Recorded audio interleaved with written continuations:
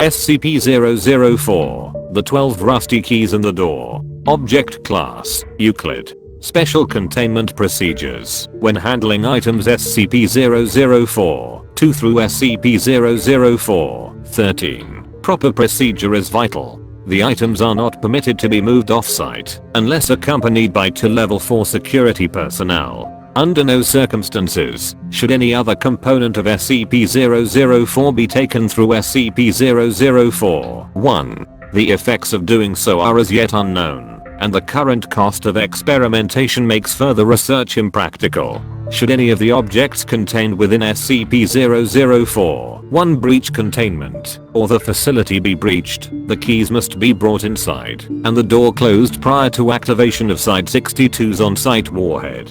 Unauthorized removal of keys from the testing area is grounds for immediate termination.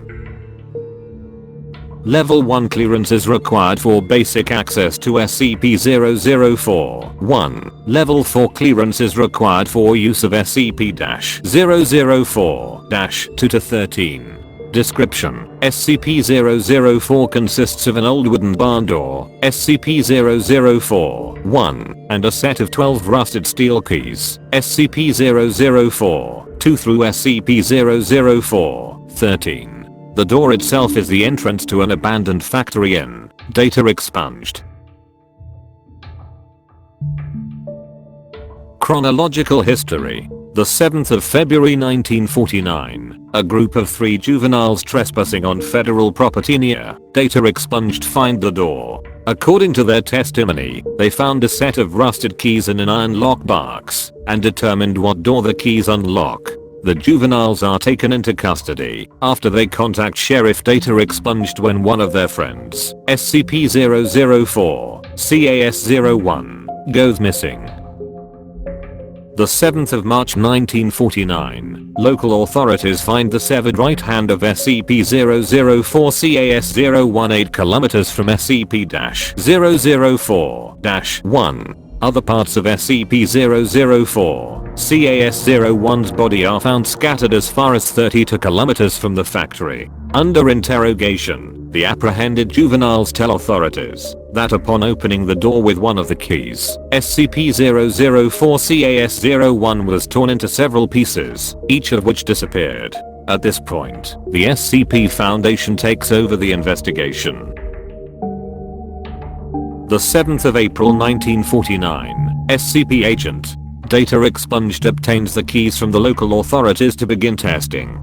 Tests show that SCP-004, 2 through SCP-004, 13 all fit into a single lock on the large barred door. 12 Class D personnel are assigned to test the effects of the door. Of the 12 test subjects each trying a different key to enter the room, only 2 survive. Opening the door with any key, except SCP-004, 7 or SCP-004, 12 cause the test subjects to be torn apart in multiple directions. However, no dismembered parts were found until later. At the time of writing, only 2 parts of each subject have been recovered, with the exception of the subject using SCP-004 data expunged, whose pieces were scattered in close proximity. The others have, for all intents and purposes, vanished from existence. Of the 2 surviving subjects, only one, having used SCP-004, 7, returned unharmed.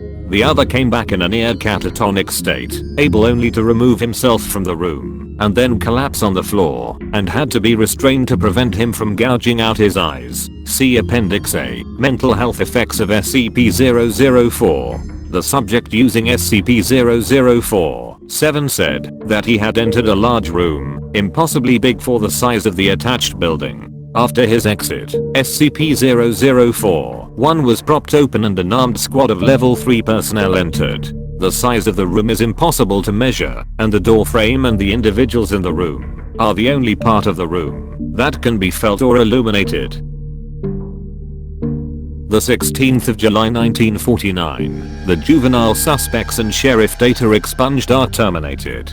The 8th of February 1949, Data expunged is declared a hazardous area due to unexploded ordnance and fences erected in order to prevent civilian ingress. Tests to determine safety of exposure to environment behind SCP-004-1 begin. The 12th of January 1950, space-time anomalies resulting from exposure to SCP-004 are confirmed. Testing is suspended until further notice. The 7th of February 19 data expunged. The unaccounted for remains of SCP-004-CAS-01 appear unexpectedly outside SCP-004-1. Despite being killed decades before, the remains of SCP-004-CAS-01 are not decomposed in any manner and are still warm to the touch. Blood remains uncoagulated. The remains are remanded for testing. The 7th of April 19 data expunged. The unaccounted for remains of one of the 12 original test subjects appear in similar manner to those of SCP-004-CAS-01. The remains have been designated SCP-004, CAS-02. Records suggest that both SCP-004, CAS-01 and CAS-02 used SCP-004. Data expunged. The 21st of March 1999. With the massive proliferation of nuclear weapons and World War III only data expunged years away, construction has begun on a site inside SCP-004-1. The site is to stock supplies for data expunged person days. The 21st of April 1999. Data expunged has ordered the site inside SCP-004-1 to be expanded to include emergency storage for all mobile SCP data expunged specimens and a data expunged petabyte database for the storage of all SCP data. The facility is now referred to as Site 62. The 25th of September 2000. Site 62 is operational. Labs and containment units are complete and can contain the most dangerous specimens. Backup of the SCP database has begun. The 25th of January 2001. Due to time anomalies, see space-time anomalies below, all personnel working at Site 62 are now required to reside on site permanently. Families of personnel are to be informed that loved ones perished in an industrial accident. Cloned bodies have been prepared for funeral. The 14th of August 2003, massive power outage across northeast United States and through Canada. Due to the initial failure of multiple SCP generators, Site 62 was without power for 53 minutes. During those 53 minutes, those on site were completely without any source of light. They reported sensing creatures and people, although no abnormal entities could be seen or felt. Selected facility personnel were allowed to read data expunged, Appendix A, and said the creatures sensed were of humanoid size, but otherwise similar to the massive green creature described. Space-time anomalies. SCP-004 seems to propagate spatiotemporal anomalies. Personnel leaving the facility report losing time. Those who have been in the site for weeks insist that they had only been in the facility for several days, and records of work completed and supplies consumed support their claims. Other temporal anomalies involve SCP-004, 2 through 13, especially the reappearance of SCP-004, CAS-01 and SCP-004, CAS-02 exactly data expunged years after using SCP-004. Data expunged. Data expunged has been assigned to investigate all aspects of these time anomalies. Spatial anomalies include the impossibly large dimensions of the area opened by SCP-004-7. Similarly, the 2003 blackout incident suggests that there exists an alternate plane of existence within the same space that Site 62 occupies. Additional notes. Testing on SCP-004 reveals that 10 of the keys open SCP-004-1 on a dimension where the laws of physics and topology are significantly different than those of our home dimension. Test subjects meeting these hostile conditions are torn apart, their body parts deposited in various locations, only 3 of which have been verified to be on Earth. Material deposited at 2 of these points appears immediately. Material deposited at the 3rd appears exactly data expunged years into the future. The other 7 locations are currently unknown. Current testing focuses on 2 avenues of research. The first is finding ways to survive SCP-004's hostile topologies.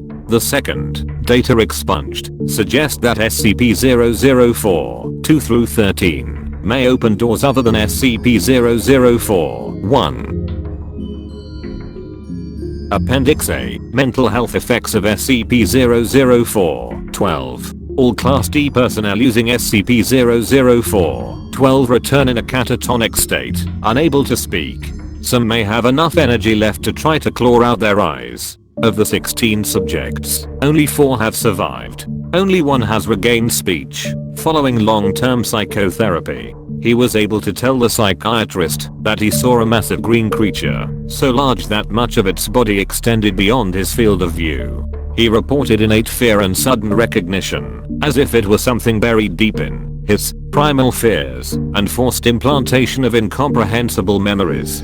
Subject displays acute anterograde and retrograde amnesia.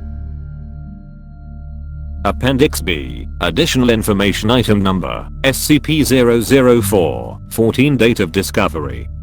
The 9th of February 1950. Origin of object. Object was discovered elsewhere in factory area, in the previously undiscovered manager's office. Description. Object appears as a large, unvarnished wooden box. The box may be unlocked by the safe key, SCP-004, 7, as well as 5 of the unsafe keys. See document SCP-004, 1.